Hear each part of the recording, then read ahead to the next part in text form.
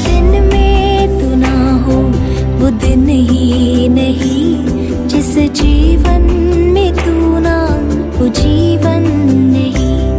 इज़ेकियल भविष्यवक्ता की पुस्तक पहला अध्याय पहला वचन। 30वें वर्ष के चौथे महीने के 5वें दिन मैं बंधुओं के बीच कबार नदी के तीर पर था, तब स्वर्ग खुल गया और मैंने परमेश्वर के दर्शन पाए। 30 वर्ष हो चुका और चौथे महीने इज़ेकियल को परमेश्वर ने बुलाया। 25 उम्र में उनको बुला सकता था, लेकिन क्यों नहीं बुलाया?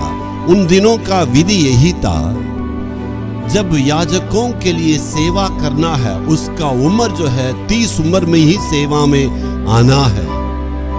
याजकों की सेवा भी उन दिनों में बहुत ही आसानी सेवा था।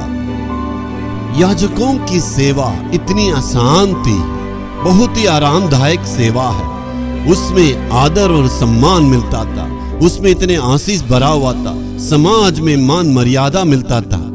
ऐसे सेवा में से परमेश्वर भविष्यवाणी की सेवा के लिए उनको बुलाया। ये भविष्यवाणी सेवा याजकों की सेवा से बिल्कुल उल्टा था। यदि परमेश्वर याजक के रूप में चुनता है तो याजक परमेश्वर के वचन को सीख के लोगों को शिक्षा देने का एक बहुत ही कोमल सेवा है। याजकों की सेवा सिर्फ वचन को प्रचार करना है, लेकिन भविष्यवक्ताओं की सेवा भिन्न है। परमेश्वर की ओर से संदेश को प्राप्त करके उसी संदेश को लोगों को सुनाना। यदि परमेश्वर जो कहता है उसको वैसे ही सुनाना, उसमें 19-20 मिलावट नहीं करना है। ऐसे ही सेवा के लिए परमेश्वर ने इज़ेकियल को जो है अपनी सेवा के लिए उनको प्रभु ने चुना। यहाँ पर देखिए, इस इज़ेकियल के ऊपर प्रभु की दया दृष्टि को देखिए।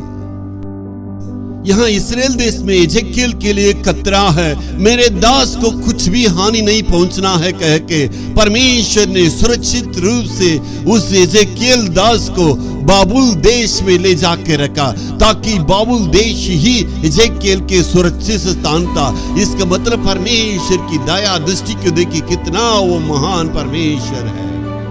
कभी कभी हमारा जीवन के प्रति हम यही सोचते हैं, परमेश्वर क्यों रख दिया है, लेकिन परमेश्वर आने वाला खतरों से बचाने के लिए, मुसीबतों से बचाने के लिए आप पर प्रभु दया दृष्टि किया है। परमेश्वर की अनुग्रह आपको ऊपर हुई है। प्रभु कितना दयालु है।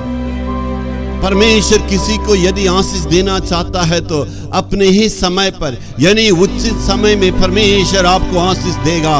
उस आशीष को कोई भी आपसे छीन नहीं सकेगा, कोई भी रोक नहीं सकता है। Hallelujah, hallelujah.